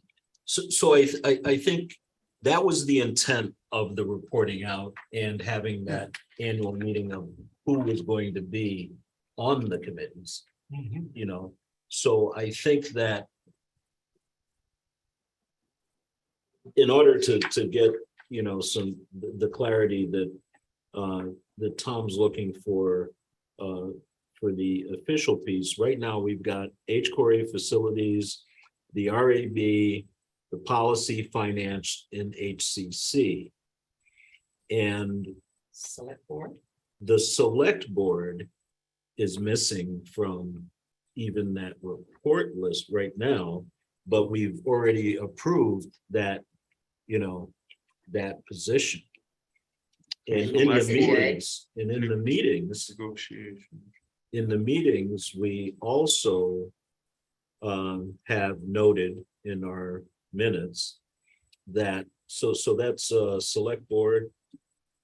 Charter. The charter, negotiations, negotiations, PSBA. VSBA. And I think we could do a list once a year, but I think the basic premise is any position that's appointed by the board Exactly. Right, would get, so that way in the intermediate time. Right. yeah. Yeah. There's been some that are things that board members want to do and feel are very important, but haven't necessarily or never come up to the board as something you want to report out on. So those are the ones that are confusing to me, because I don't want to sound like we're not welcoming you, but we are, but I'm not sure it's a board Right. Well, it's recommendation or sanction thing, like there's a high school equity team or there's a district equity team. Honestly, we don't, that's a school thing that's sort of under my purview. I don't know if we'd ask for a board member to be on that, but we're certainly welcome to have a board member. So those are the kind of ones that are a little weird. Well, again, the board could decide on a case by case basis if it's an official capacity or it's just Russ wanting to know what's going on. Exactly. And that's all, that's as simple as that. And any of us could petition the other board members to say, here's why I think it's important. Right, to have a report. To have a presence at these meetings. Boom. And then people can know what they can submit for. Exactly. Some choose not to, some choose to, but that's the I just criteria. don't want to decide. Right. I understand that. It's not my role is to say. And so I think, Yeah. I think what I'm hearing is agreement about that process and the need for it. So in order to kind of move us along a little bit, at least at the moment, Okay. we do have the ones that were listed that we're working on. And the only other one that I didn't hear in that list was the foreign exchange. Oh, Sister City. Sister City. Sister City, and we also didn't say RAB. RAB. Oh, RAB's on the list. Right, it's on. Oh, it's on there. It's on the Sorry. list, yeah. So those are the ones that are in existence right at the moment. And in the future, if, like Russ was saying, if someone wants to petition, or just make the request, that, I've been doing some research on blah, blah, blah, blah, and I think that it would be in the board's best interest. And actually, the other one we need to add to that is the planning commission. Because you did ask for a board member to participate so that we have a right to due process if the board deems so about any planning issue. Yeah. The other factor I didn't mention here is that to be accurate in our budgeting, I want to be able to sort of make an estimate of what the board expense here is. And we've never had so many committees, which is terrific. But know that if everyone put in for every meeting for $75, it's a big price tag, which is fine. It's the board governance structure, but I'd like to have an accurate number in the budget, so it's gonna look foolish if the board is $20,000 over Or under. on your governance. Yeah, no one seems to mind the under, but So, that's. what are you that's true. doing? That's You true in know? most budgets, you know. It could cause a lot of questions. I just think you should try to be pretty precise with. What's the Well- guesstimate for how much this is gonna cost? And when they see it in the budget, someone could go, okay, so you budgeted $30,000 and it's 27 or whatever it is. It's accurate. But- And when you start to look at some of these committees, these committees that we've got listed here, that takes up a lot of time. I mean, a lot of time. The charter committee is like hours and hours and hours. Yeah. And I know that's not the only one, but I can testify to that because I'm still going through Right. the last part of it. Mm. So, I think if we felt like we had to justify to the public Mm. that I would think that, time would be one of the things, and then the benefits, here comes Russellson and pulled me out of this dirt. No. There is, it's a lot of time and it's a lot of energy, and that doesn't even count the time that you're at home. I mean, 2:30 this morning, I was finally shut my computer off. And it was all working for school board related stuff. And that's not unusual for any of us. I know that. And I'm just, Do you want me to maybe come to the, maybe the? Nancy, I can't claim to be that diligent. he what? He can't claim Should to I be that come to the diligent. November meeting with complete list, so that we have like an annual? Yeah. These are the committees and these are who I think the representatives are. I don't know, At somehow I'd like least to- that as is, you know, Yeah, at this, that at makes this sense. point in time. It'd be nice to sort of Right. store it up. And Tom, to your comment about being over budget, if somebody wants to run against me, please. And the other thing I want to say, and it could be everyone but Russ, but in thinking about this, I think there's an economic inequality here. I mean, I forego during tax seasons hundreds of dollars of revenue, which I can do. But somebody who doesn't make as much money, who may have kids, Right. is $75 even enough to cover their Right. babysitter, their food? So are we, and we've been apologetic, and that's the other thing that's bothered me, and I was gonna say this. I mean, no one does this for the money. No. But we are providing a service, we are overseeing a $45 million budget. And people expect instantaneous response. Mm. So I just think something to think about, that in terms of trying to get people to run, Yeah, Yes. is $75 a barrier? I think someone brought that up Yeah. last year at town Well, meeting. actually, it comes up every year. Every year. But, you know, you're absolutely right. Mhm. Yeah, If I have to forego my job because I want to go to the HCOREI meeting representing the school board. I will confess, there have been years in my younger mothering that I forego running for office because it did Right. not balance out after paying for babysitter. Yes. So I would have lost money Oh, yeah, yeah. to serve my public. so it's just something to think about. This is not something we can resolve tonight, but, and I know we have to bring it before the town. But if we do decide to increase it, I would be happy to argue the case before the town, because I have one more year before they can vote me out. And it, Well- just understand, I mean, I don't mind what the board does, none of my business, but Alright. it would be nice to sort of have a more accurate accounting, because right now, there are years when no one puts in for stuff, there are years when everybody puts in. Yeah. Whoa. I didn't put in for anything. So, It's just all over the place. so that's, you know, that's, it's for accuracy and transparency. You know, and those are the two things, and back to Russell's point. This discussion about equity and having the ability for a citizen representation.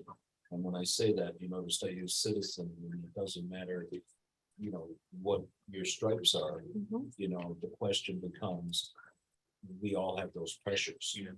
You know, and the same thing, is going on at the state. You know, we're having the same discussion. You know, if you want to have a citizen legislature, you've got to be able to attract a more equitable balance of folks, from all walks. So, And I think it makes us better board members when we diversify out to these other committees and serve on them and bring back then to the board what we've learned or experienced on these committees. And I think it makes it so that we make better decisions for the district because we've got more education on it. The thing I didn't mention is that the auditor does scrutinize all this stuff. And they have to connect the dots. So they need to know that the board was acted, elected. there was a mandate to go to this, and then it's sort of connected. It's not just people going to meetings and getting reimbursed. The other thing that brings up is it has to be timely. You know, you can't wait for the whole year and in June submit for the entire year of meetings. We used to be able to do that with everything. Now that's a no-no. So even our travel, like if we do travel, they really want to see the travel expense voucher monthly. I mean, 3 months is a limit, and then it becomes income, Russ can tell you. And it's charged a whole different way, it's taxes are taken out. So I don't want any of you to have trouble with that too, so. And that's Just to be something that more- when, because I put it in on my monitor report. That's also the kind of stuff that the candidates who are running, they need to have this in front of them. This is what's going to be expected of you as a board member. This is what our philosophy is. This is what policy governance is. This is how we operate our organization. And they need to fully understand that. Speaking from the two women here who came onto the boards and didn't know anything. We knew a little bit, but not about how things were being run, what was going to be expected of us fully. And I think that surely Pav and I are the only two that have stepped up and did that, but because we wanted to run for the school board and to serve our community. But that's part of, we need to be doing that for our candidates. They've got to fill out a sheet. They've got to get 30 signatures before they can run anyway. So have another sheet or two, have them, here it is. If you have any questions, call one of the Call board one of members us. and we can I answer like them that. for you or help you with it. Well, maybe not Russell. Probably not. I mean, I wouldn't be a good reference. Yes, They you also would. need to know what the commitment is. Right. That's Exactly, the complaint I always get exactly. from board members. Right. Like, I thought I was going to a meeting the second and fourth Wednesday. I didn't realize that Yeah, there was 2 or 3 things every single week. Yeah, right, exactly. see, that's That's the what rest of the story. Kills a lot of board members. yeah. Of course it does, yeah. Oh, thank you. Sorry. That'll be helpful. Soapbox. No, it's a question of information. Again, who knows, because you know what you know, and you don't know what you don't know. And that's just the fact of the matter. So. Okay. So Tom's gonna come back with our notes, Okay, for that. So there might be, instead of just, so it doesn't take up the whole page, Tom. You could go to like 3 columns, like Yeah. underneath that. I was thinking. that. And or I'm maybe sensitive not to 3. try and have Yeah, one that really, page. I'm with you. You noticed that picked right up with it. So let's, if we did like 3 short. And self-serving community engagement, Yes. because yes, we do meet yes, you Yeah, do. Right. once when the moon is full. And sometimes it might be listed there, but you don't have a report. Like RAP, there was no meeting. there's no Right. report.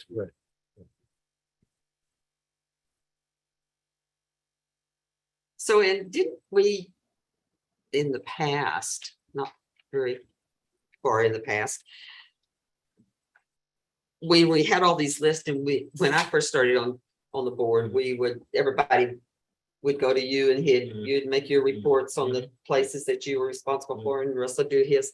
And then we said, you know, it'd be a whole lot less time in the room here if we sent in written reports and everybody got them. Is that not how we're going to continue to do it? I'm just asking. Well, no. I mean, there's a lot of information, especially from VSBA, because I just send it right out to you, and there's a whole lot of information on that sheet. Yeah, well, I think it's easier, when it's available. And most of the reports that we've given, for any of these have been pretty succinct. So they're not as, let's say, voluminous, as the reports that come, from, the board, the VSBA board. Right. And the thing is, their whole piece is to provide supports to us anyways.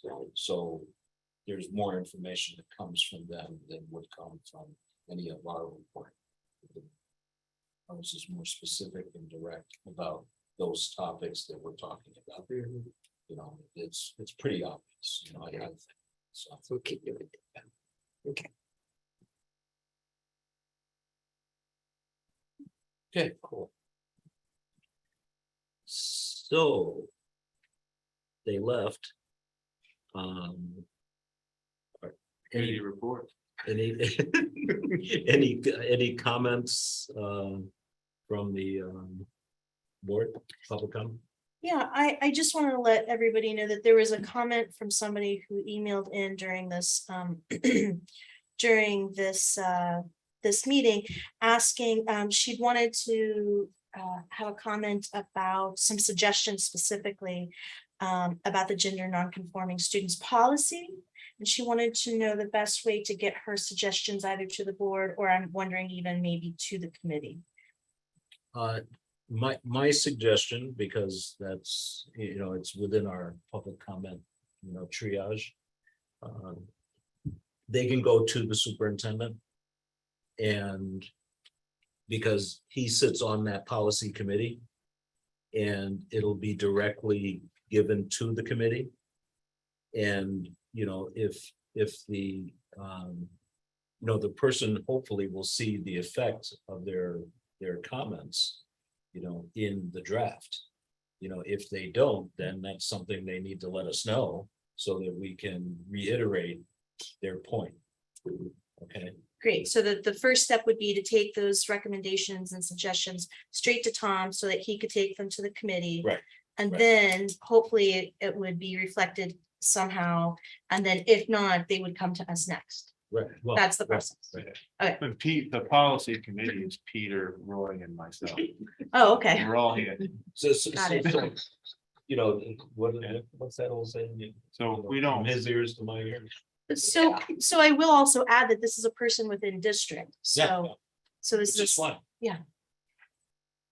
There's still a community member, the Hartford School District. Community. Yeah. We're all hurricanes, so. Part of the family. Okay. Does that work? That's it. Yeah. Cool. and they'll also, just to clarify, they'll also have an opportunity after we make changes and create a first new draft. So Right. at that point, we'll have discussion about the new policy for the board and the public again. Mhm. So And, it's and kind of obviously, a second check on. that was the inference. The person's gonna have an opportunity for at least 2 additional drafts, because we have a first reading. Mhm. And we all have an opportunity to kind of go, wow, and we need to do this, we need to do that, whatever. And then it goes back to the committee, again, and hopefully during that first reading, the person who was online goes, okay, they nailed it, or they didn't get it all. Not Eddie. Well, and they can give the feedback, then Perfect. it can be interjected into the version, and hopefully when that one comes back to go, okay, we nailed it, and then we do the finished work at that meeting. Yeah, anyone out there will consider all the input it doesn't mean that we'll include it. Right, But we'll have a rationale for why we didn't include it. exactly. Why we did include.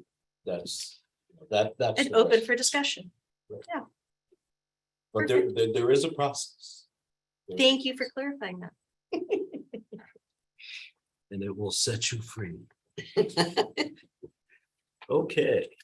The consent agenda, Yeah, so we added the back debt agreement, that back debt is a consortium of all the area career and technology centers. And at times what they do is spend some of their federal monies to support professional development or other activities that they're doing as a group.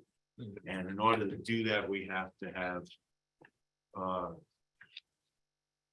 an agreement that I'm allowed to sign, and I can only sign it if the board approves it. right, It's a federal program, so it's very official. it's part of Perkins, Part of Perkins. Okay. Carl Perkins. And then there was one resignation, Katie Waxman, who was a performing arts teacher at the White River School and the OQS school. And there are no appointments or retirements. And then you had the two sets of minutes, the regular meeting on the 14th of September, the engagement meeting on the 28th. And then you also had two monitoring reports. Remember, EL4 was tabled because we don't have the audit, but you do have GP4 agenda planning that Russ did, and GP9 that Nancy did on governance investment. Cool. Excuse me, Coach, could we have just a short conversation on the meeting minutes? Yes, we Is that hadn't gotten to appropriate? the meetings yet. We hadn't got to the minutes. Oh, okay, just want to make sure that we didn't just say, yep, they're in there. No, well, they're always in there. But we do have to, edit, or not edit, but Amend. amend if necessary. If there are any additions or subtractions. what have you.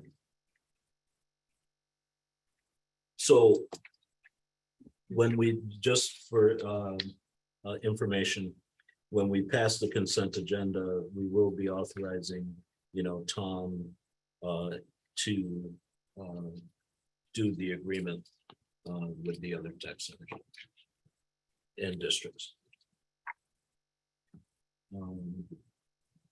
So we're at the regular, we have two sets of minutes in the consent agenda, the regular meeting of 9:14 and the engagement meeting of 9:28. Amendments or changes? I have an amendment for 9:14.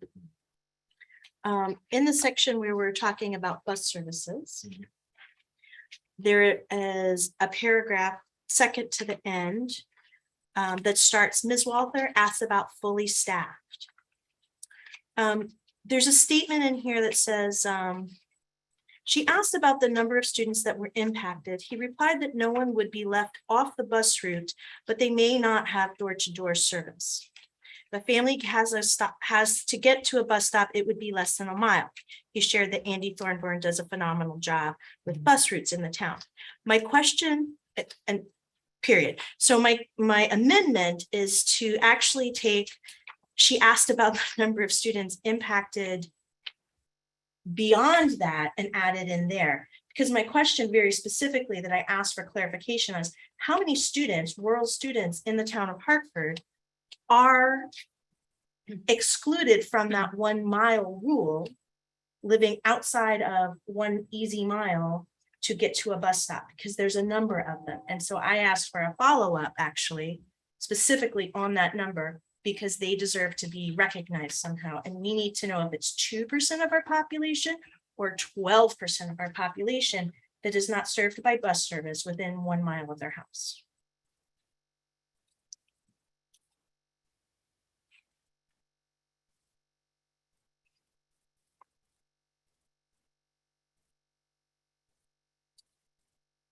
And it could be less than that. It could be like 5 people in the district. Great. We just need to know that.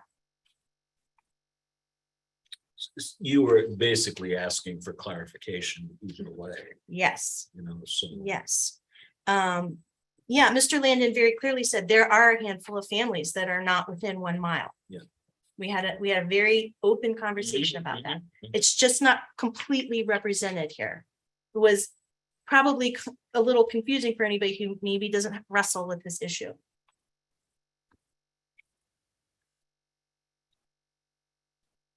So it's a minute question, but it's also something that I need to follow up with the bus company. Right. That's why I bring it up, Exactly. because there is a follow-up that I'm hoping will come. I mean, related to that, I am following up on the sort of demographic changes of new students, because that's a little bit sort of kind of related to this. We've had some growth. Where are those kids? Great. Good to know. And because I can tell you, just from what I know as a layperson about home sales, a lot of them have been in some of our bigger, more rural areas, our bigger homes in rural areas. Yep. So. All right. So that's the amendment to the minutes. That being said, are there any other additions, subtractions to the minutes? Cool.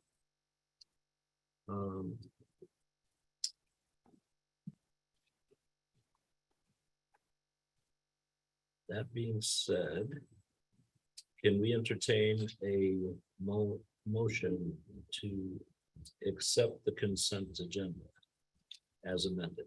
I move that we accept the consent agenda as amended. I second. And Nancy seconds. Unless there's any further discussion, all in favor? Aye. Opposed? So moved. So that brings us to our next meeting, which will be a community engagement meeting, which will be October 26th. Any ideas on topics for that I could get working on, or what? If not, we can talk later. I think we're gonna have to talk later. Yeah. The community engagement ones, we need to look at the calendar too. Because some of that we programmed into the calendar, or at least the global topic, Right. Right. but that doesn't mean that would entail the whole meeting. So, Right. because one of the other questions that came up in regard to a next piece is the continuing diversity, equity, and inclusion work that the board itself will be doing. And so we need to have a little discussion about that with the engagement group. Because it's some of the next phases are a little harder to do in a big group setting. We might have to do some little mini groups and things of that sort. Just talking to the facilitators. So, that just needs to be part of your discussion. Right now, I think what you have on the work plan for the next meeting, the next engagement meeting is budget and building maintenance. Budget and Building maintenance. And we will have a meeting before then, won't we? Right. Yeah. So that would be, It'd be timely. yeah, Well, that was the idea when we put it on. exactly. So, Just in case there's a bond proposal or some sort of, no. yeah, So there was a Trying to method to the schedule, madness. trying to schedule a facilities meeting, but I guess it's a busy time of year. I have to get back to you, I know. Yeah, hard to line everybody up. Yeah. But we'll do it before the 26th. Six. At 6. Sounds like a plan. Cool. So that leaves us to the meeting evaluation, and then there will be a brief executive session to discuss a legal case matter. All right. Hearing no other volunteers. At the end of the board meeting, each board member and the superintendent or appointed evaluator for the meeting completes this monitoring report. The responses are shared and discussion is held on areas that need improvement. The chair collects the completed forms to use in the board's monitoring reports. Board was prepared for the meeting. I'll give us a satisfactory. Board's time was spent on ends not means, satisfactory. Each board member was given the opportunity to participate, satisfactory. Board treated all persons with courtesy and fairness, you betcha. Board adhered to Robert's Rules of Order as appropriate, satisfactory. Board adhered to its adopted governance style. It emphasized outward version. It encouraged diversity in viewpoints. It exercised strategic leadership, not administrative detail. It maintained distinction between board and staff roles. It used collective decision-making. It looked to the future, all satisfactory. And my career as an auctioneer is taking off. Yeah, you're getting better at that all the time. You're gonna have your own show here, I was gonna say. or at least a podcast, right? There you go. Okay. Peter, I know you're listening. Would you like to do the motion to go into executive session? He's dropped, coach. Oh, He you has don't? dropped. He sent an email saying, I apologize, but I can't even hear consistently. You can't hear me consistently. I can't hear you consistently as well. Yeah, that's too bad. So I'll make a motion that we go into executive session to discuss a legal matter, disclosure of which would be have an adverse consequence to the district.